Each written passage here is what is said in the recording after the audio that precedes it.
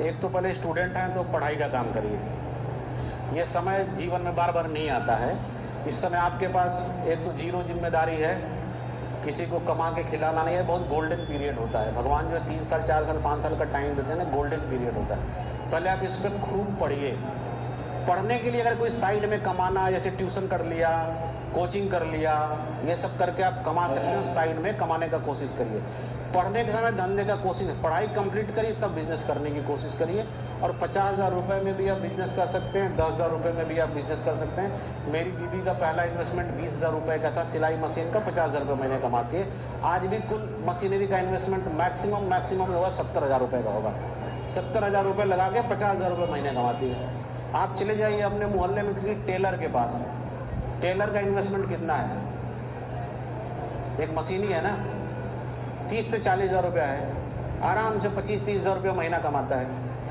30,000 रुपये लगा के 3 लाख रुपया कमाता है, 10 गुना।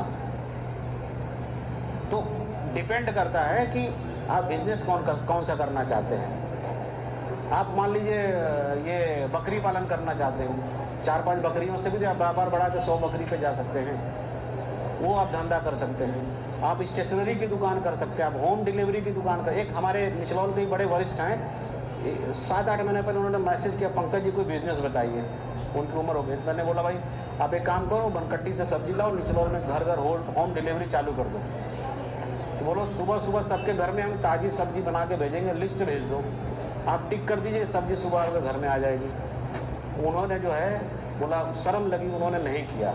लेकिन एक मेरा दोस्त है बॉम्बे में, वो किराए पे ज़मीन लेके 1.5 एकड़ पाल घर में सब्जी की खेती करता है। 1.5-2 लाख रुपए महीने कमाता है।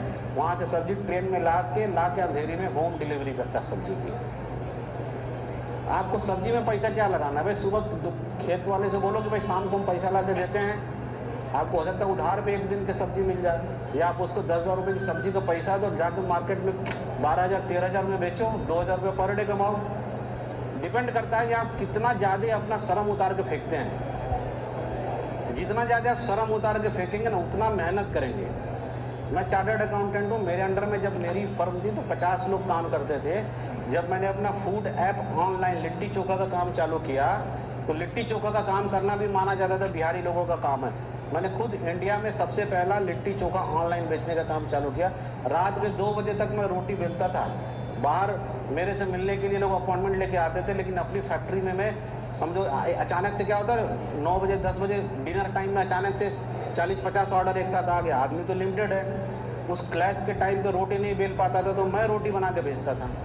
मैं खुद रोटी बना के बेचता था। जितने भी स्टार्टअप हैं, चाहे आप बॉक्सेट का आप स्टोरी पढ़ लीजिए, चाहे आप ये अभी इसका आया था फ्लिपकार्ट क्या है, किसका स्टोरी आई थी, ओयो की स्टोरी पढ़ लीजिए। जितने भी स्टार्टअप स्टोरी पढ़ लीजिए, वो छोटा से छोटा काम करने में कभी शर्माते ही नहीं है। चाय की चेन, चाय की दुकान भी एक बड़ा व्यापार हो सकता है। वो चायोस ने सिखाया, सैकड़ों करोड़ की फंडिंग मिली है। चाय की दुकान का उसने बड़ा कैनवास, बड़ी तस्वीर खींच दी कि चाय की दुकान, एक दुकान से इतना लाभ, तो मैं 1000 दुकान खोलूंगा, इतना करोड़ का प्रॉफिट होगा। तो सामने से पैसा लेने वाले लेके पहुंच गए, लो भाई तुम 200 करोड़ रुपया चाय की दुकान खोलो। कॉफ़ी कैफे डे वाले ने वैसे किया था। जब कॉफ़ी कैफे डे का जन्म हुआ तो लोग कॉफ़ी की भी चेन बनती है कोई जानता ही नहीं था। बाद में उसको हज़ारों करोड़ की फंडिंग मिली, तो कॉफ़ी कैफे डे का चेन उसने खोला।